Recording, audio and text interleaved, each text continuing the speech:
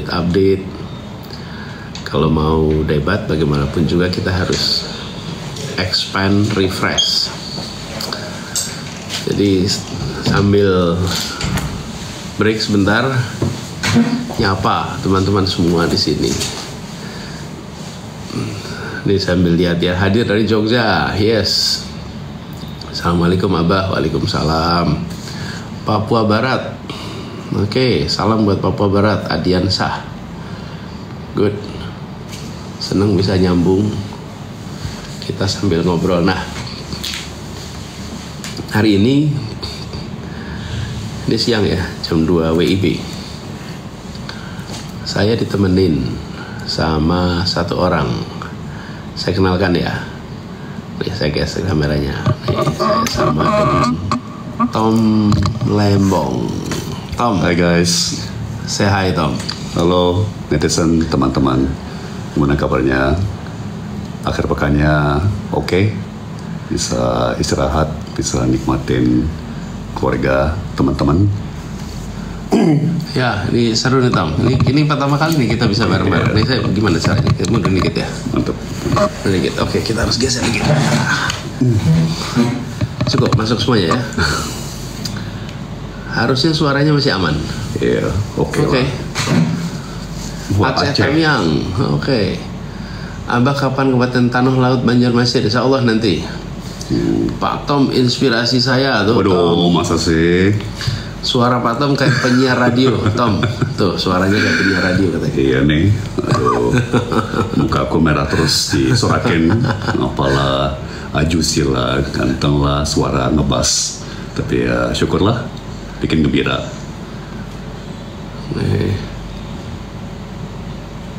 Kapan Kendari? Ya, insya Allah nanti kapan-kapan sampai Kendari. Itu siapanya Abah? Bogor hadir, Aceh Utara, waduh TKI juga dari Malaysia. Sukabumi tadi. Sukabumi, Kerawang. Ini Tom memang dari dulu, dari Tom saya kenal pertama kali itu kalau ngomong suaranya memang begini. Jadi memang Bukan dilatih atau bukan hasil ini ya Tom, bukan training, voice training, konsultan PR. Betul. Oke, mari kita harus disiapin dengan matang. Gini,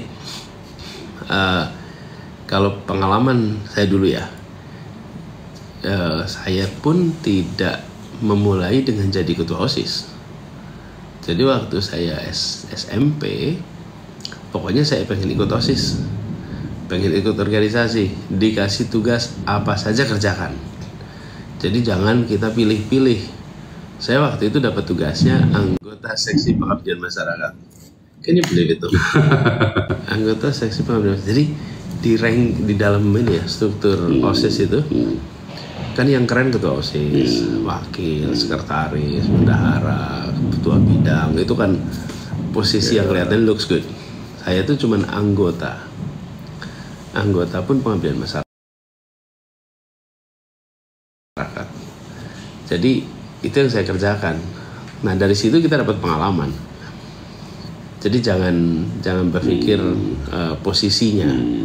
Kenapa? Karena sebetulnya kalau kitanya aktif, kitanya terlibat, kitanya kontributif, nantinya teman-teman pun akan memperlakukan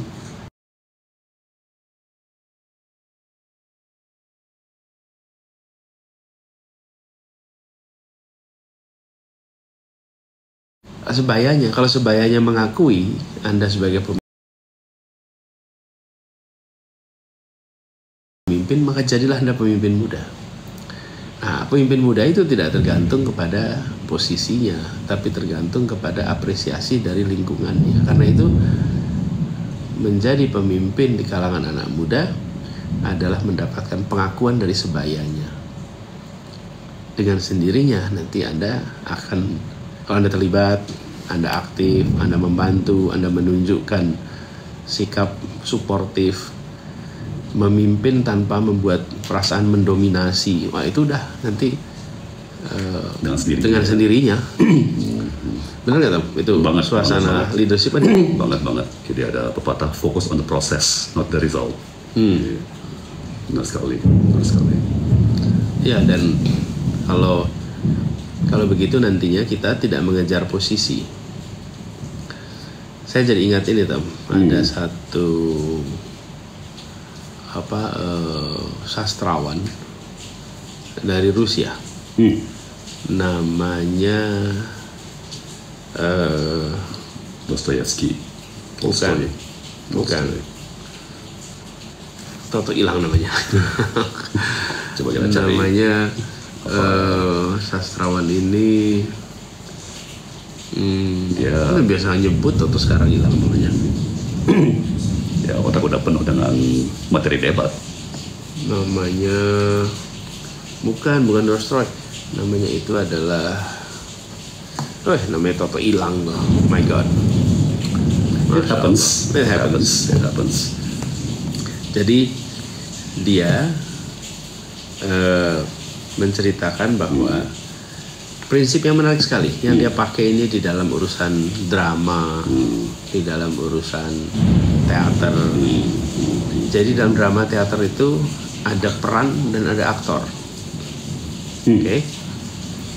Jadi banyak orang yang ketika dia memerankan peran yang bagus, perannya menjadi raja, menjadi panglima, menjadi tuan, dia nampak bagus, mempesona. Iya. Tapi ketika orang yang sama ganti peran menjadi hamba sahaya, menjadi orang miskin, menjadi orang biasa, mendadak pesonanya hilang. Iya. Itu artinya kekuatan dia pada peran, bukan pada aktornya. Iya. Kalau aktor yang baik, peran apapun juga yang dimainkan dia menonjol. Apapun. Betul. Apapun juga. Betul. Jadi kalau dia berganti peran pun menonjol. Karena itu buat ini ya yang tadi tanya nih, Raffi kamu jangan ngejar peran. Saya mau jadi ketua OSIS, jangan. Tapi ngejar kekuatan diri. Ingat namanya Stanislavski.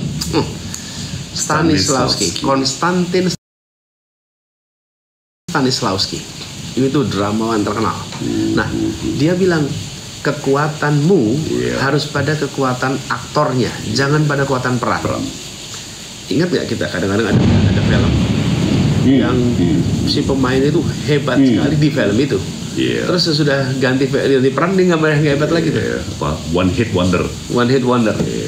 Malah yang menang Oscar banyak kan yang memerani kayak budak, macam-macam, atau tahanan perang. Ya, kan. Tapi artinya kan orang yang terbiasa bergonta-ganti peran. Betul. Nah, jadi buat Raffi, pikirkan untuk menguatkan kemampuan diri, kemampuan memimpin, kemampuan bicara, kemampuan komunikasi, kemampuan menulis, dan kesungguhan untuk bekerja bersama. Kesungguhan untuk kerja bersama, karena kesungguhan kerja bersama itu nantinya akan membuat Raffi itu dekat dengan teman-teman yang lain. Teamwork. Jadi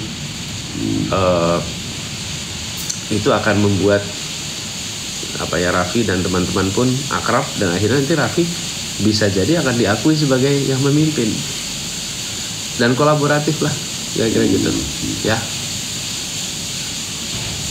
Oke, nih.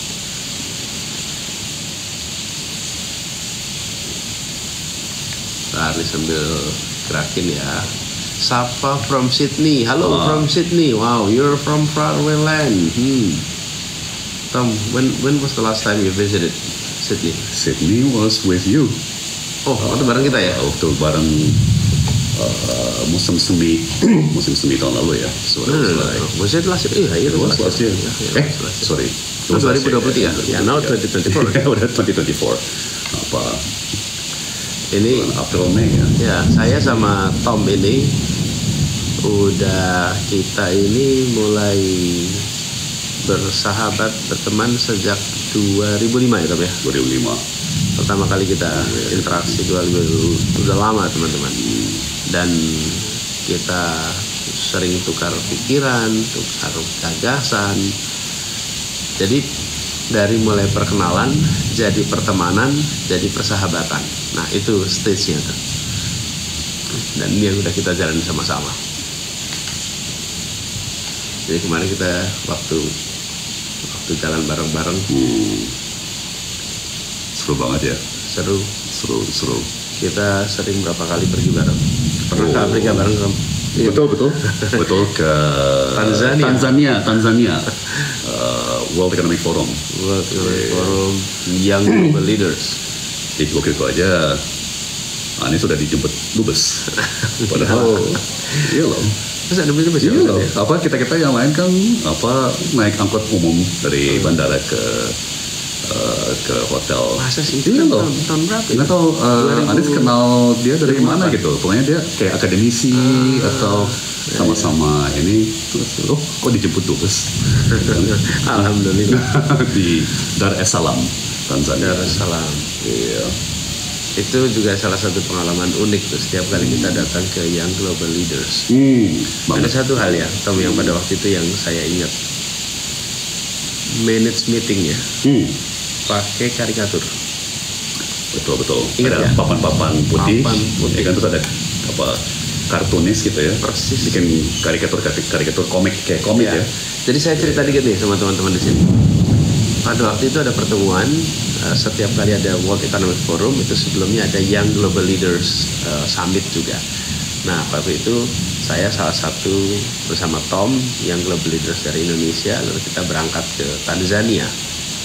Nah, di dalam pertemuan itu ada pembicara, ada diskusi, lalu ada notulen. Nah, biasanya notulen itu kan menulis dalam bentuk kalimat. Dia tulis kalimat-kalimatnya tuh, poin-poin utama yang disampaikan oleh pembicara ataupun oleh penanya. Pokoknya poin-poin utamanya itu ditulis. Tapi di pertemuan ini unik. Notulensinya itu pakai gambar. Jadi ada kartun kayak komik. Kartunnya kayak. Jadi di ruangan kanan kiri itu penuh dengan cerita, gambar-gambar. Jadi malah setelah acara tuh saya motretin notulensi, kayak biasanya notulensi kita minta kertasnya. Kalau ini kita keliling motretin satu-satu. Ya, itu hebatnya World Economic Forum ya. Sampai sekarang loh masih, jadi setiap summit itu notulen rapatnya kayak gitu. Ya, itu uniknya. Tom, ini ada permintaan unik nih Tom, dari namanya Dia. Iya. Juicy Lembong.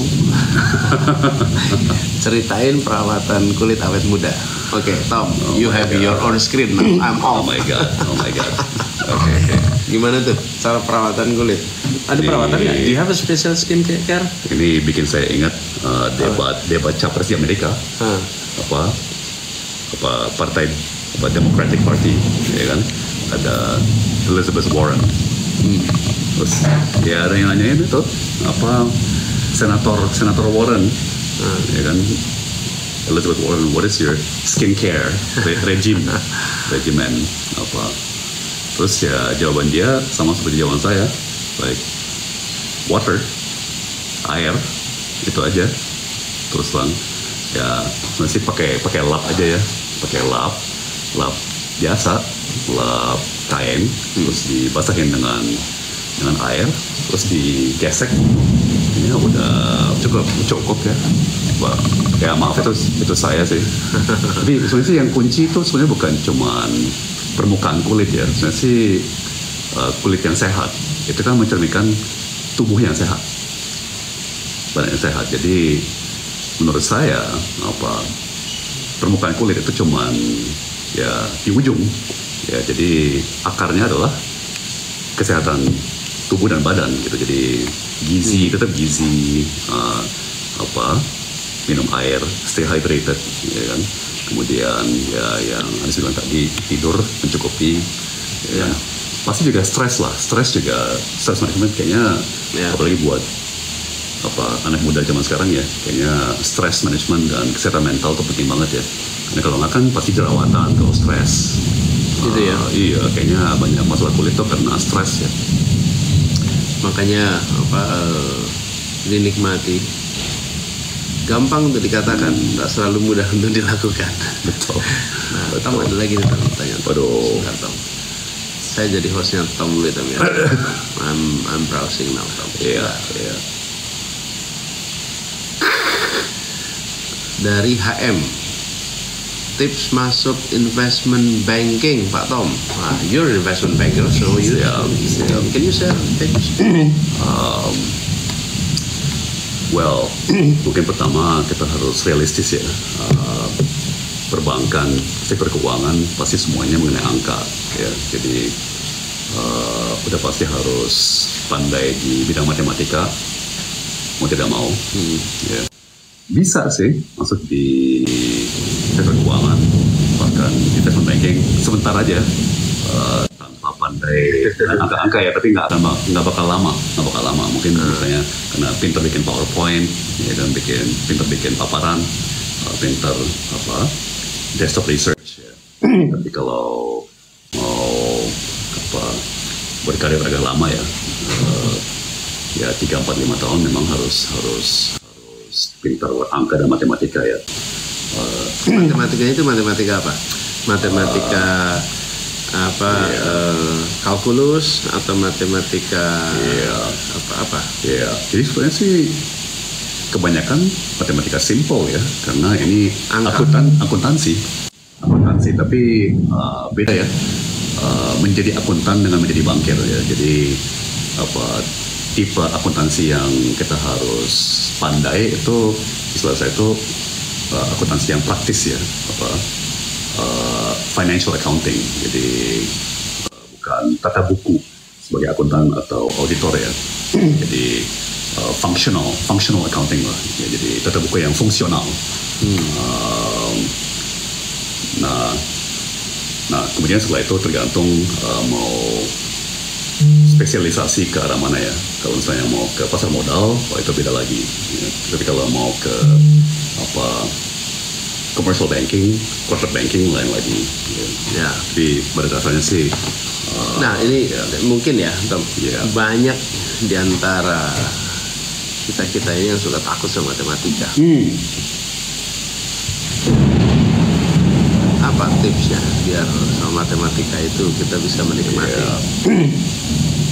Kalau saya tuh ngefans berat sama yang namanya Khan Academy. Khan Academy. Saya lupa nama orangnya apa Khan gitu ya. Samir Khan? Bukan. Anyway, itu kan dia neranginnya tuh sederhana banget.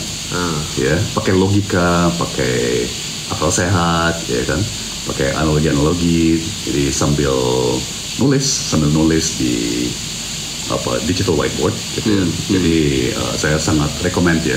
Dan hebatnya dia dulu berawal dari matematika, terus fisika, kimia. Salman Khan,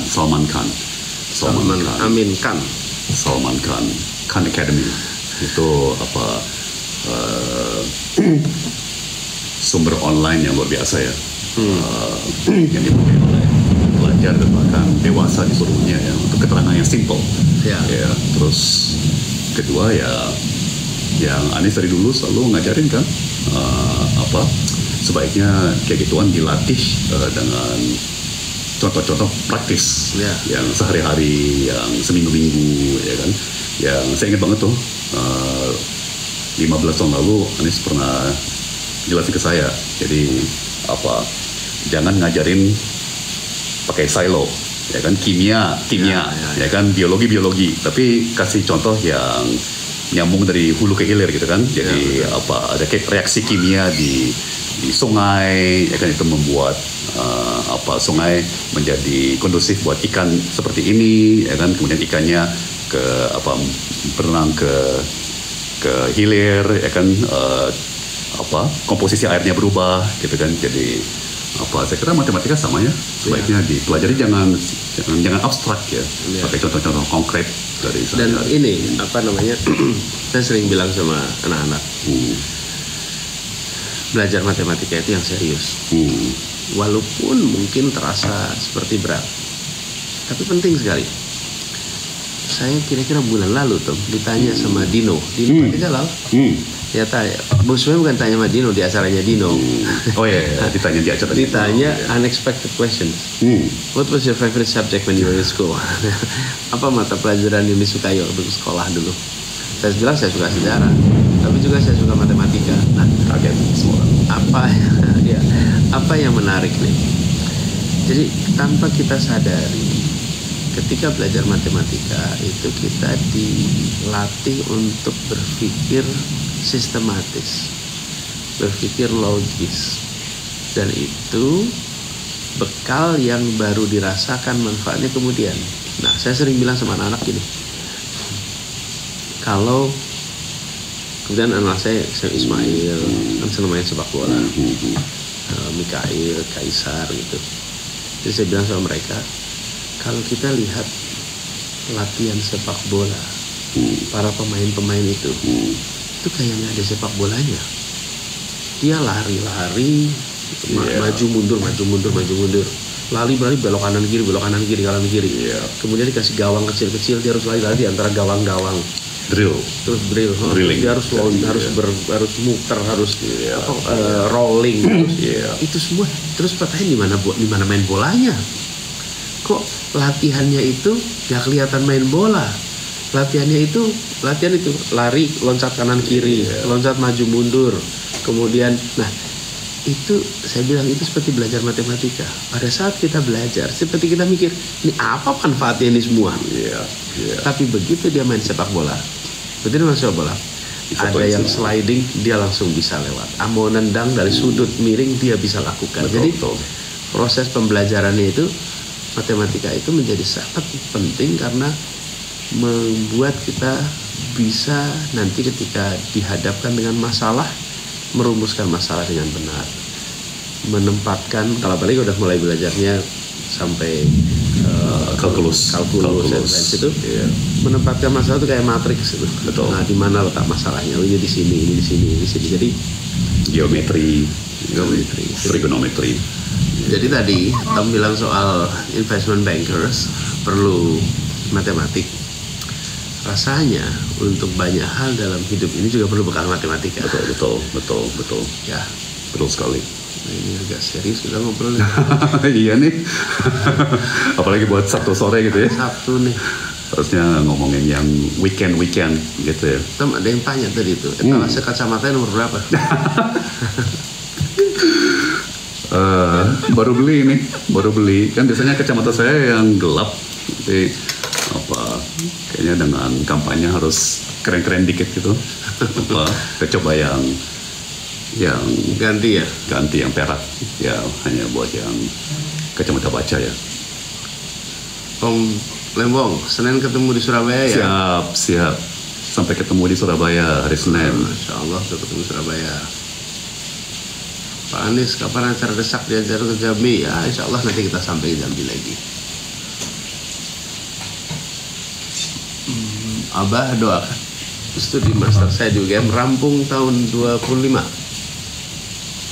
biar bisa apply S3 abroad. Insya Allah nanti bisa apply S3 abroad.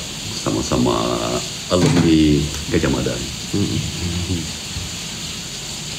Lihat lagi tapi kita browsing lagi nih. Banten.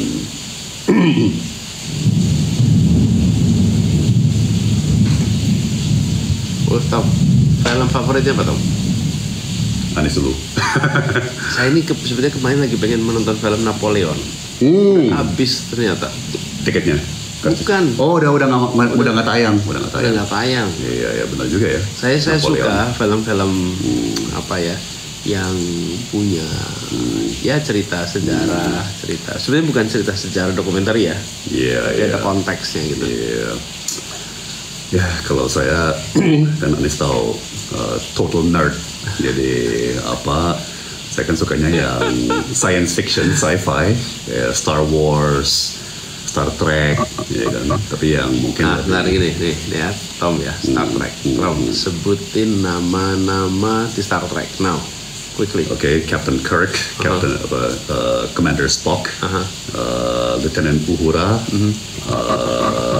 Scotty,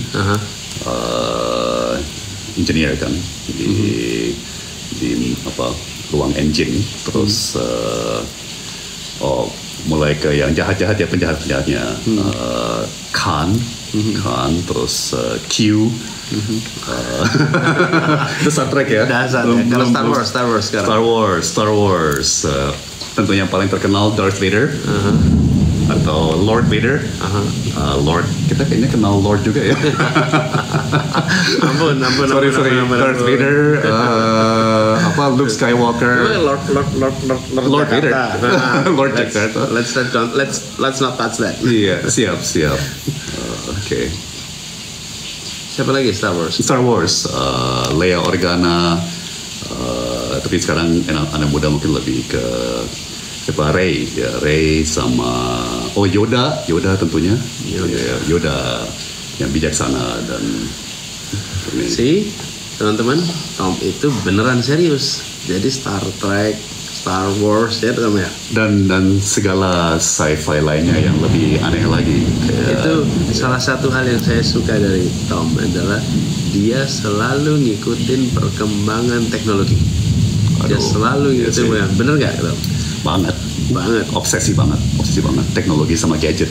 Nah, saya mau bilang nih, dulu tuh kalau saya kan banyaknya di dalam negeri, yang banyak pergi ke luar negeri kan Tom. Jadi kalau Tom pulang, dia nanti bawain saya kabel macam-macam. Kabel buat charging di mobil, kabel buat charging di rumah. Nanti waktu itu portable battery was still very new waktu itu. Iya, betul. Sekarang kan semuanya udah pada punya power bank. Pokoknya semua yang state of the art saya pasti kenalnya dari Tom. Jadi pertemanan kami itu bisa mungkin juga urusan state of the art. Sampai sekarang ini boleh di-share nggak ya antara istri kita yang ngamuk apa sampai perabot dapur pun yang kalau saya lihat di luar negeri yang oh my god, apa ini lucu banget, bermanfaat banget buat di dapur gitu ya. Saya beliin juga kan. Ya, benar. Atau misalnya apa yang kontainer yang bisa di collapse dari silikon atau ya gitulah. Emang kurang gadget. Tapi teknologi itu emang luar biasa sih. Mungkin itu yang bikin saya penggemar sci-fi ya, science fiction. Pak, gimana supaya suaranya keren? Tuh Pak, gimana tuh? Balik lagi ya, apa menurut saya sih semua orang bagaimanapun suaranya ya bisa berwibawa, bisa keren ya. Jadi jangan terlalu fokus ke suaranya, tapi fokus ke apa, ke karakter, pengetahuan, ide-ide yang unik, kemudian kepribadian pasti keren, terlepas suaranya soprano, bariton, tenor atau apa.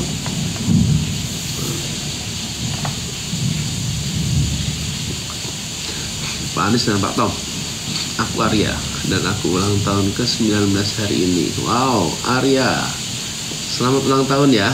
Selamat ulang tahun Arya, semoga sehat selalu, sukses selalu. Sukses, 19 tahun berarti masih belajar. Continue the hard work. Persis sama kayak usianya Atalia ya. Kalian 19 ya? 19, sama saya yang cewek. Selamat ya Arya, enjoy your happy day. Hari jadi.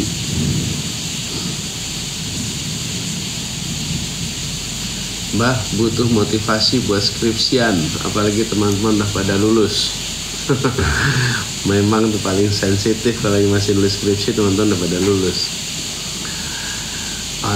Salah satu pertanyaan paling berat buat mahasiswa yang lagi skripsi itu ditanyain kapan selesainya. Nanti kalau udah lagi mudik selalu ditanyain kapan selesainya. Tapi gini, Antoine, skripsi itu tidak bisa selesai dengan sendirinya. Dia harus diketik, harus dikerjain. Jadi rumusnya tuh kayak slogannya Nike, just do it, kerjain aja, taklukkan aja diri sendiri. Pokoknya setiap hari saya kerjakan sekian jam, atau kalau nggak mau pakai harian, mingguan. pokoknya minggu ini saya harus 25 jam ngurusin skripsi. 25 jam, dah pecahin aja tiap hari. Iya, benar. Kalau hari ini saya bisa 5 jam, berarti udah berkurang tinggal 20 jam. Kalau hari ini saya 3 jam, berarti harus digenjot. Apalagi kalau bisa 40 jam ngurus skripsi, 40 jam seminggu. Kalau bisa dikerjain 40 jam seminggu, insya Allah skripsinya selesai. Jadi skripsi itu adalah soal menaklukkan diri sendiri, karena nggak ada yang bisa dikerjakan orang lain. Saya ada satu pepatah favorit baru nih. Apa itu? We need progress, not perfection.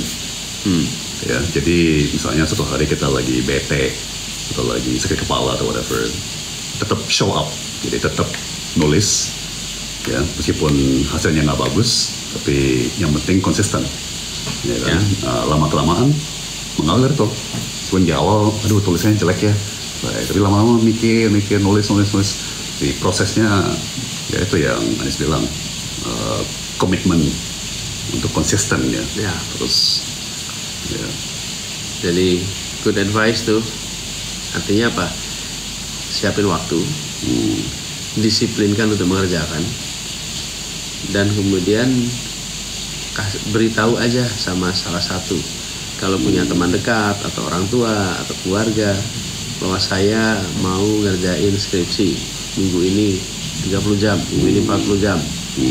Terus nanti minta mereka untuk bantu ngecek, supaya ada yang bisa bantu monitorin untuk itu benar disiplin kita.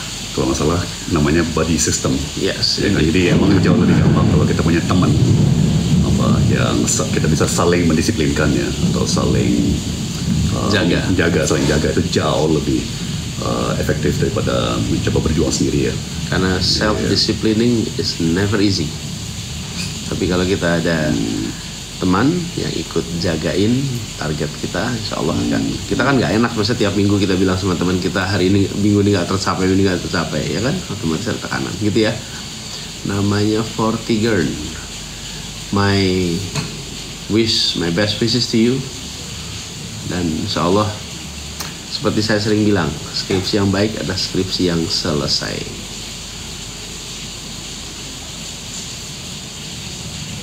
Begini.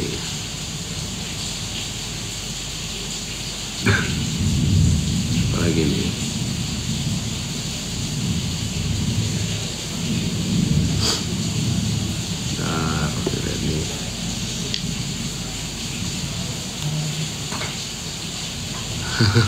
Pak Tom yang tanya nih, tips yang udah terlanjur wisuda tapi baru nyesel salah jurusan. Itu saya banget. Gimana? Kan saya jurusan arsitektur, ya kan, desain kota, ya kan, kemudian pindah jurusan atau pindah karir menjadi investment banker ke Wall Street, ke keuangan ya. Ya kalau saya sih melihatnya kuliah itu kan bukan hanya mengenai bidang yang dipilih sebagai fokus ya, tapi membangun cara berpikir yang kritis, ya kan, membangun keterampilan, melakukan desktop research, juga keterampilan untuk memaparkan di depan kelas atau ke dosen dan sebagainya ya. Jadi lebih fokus kepada skill seperti itu ya. Sebetulnya relevan di hampir semua linia pekerjaan kan. Apakah mau marketing, mau keuangan, ya, saya kira keterampilan yang dikembangkan saat kuliah akan tetap berguna ya. Betul, setuju sekali. Jadi kita harus ingat, kuliah itu bukan semata-mata persiapan kerja. Jadi ini bukan training untuk pekerja. Ini adalah membekali diri dengan kompetensi, dengan keterampilan, dengan kebiasaan. Kebiasaan apa? Kebiasaan untuk jadi pembelajar.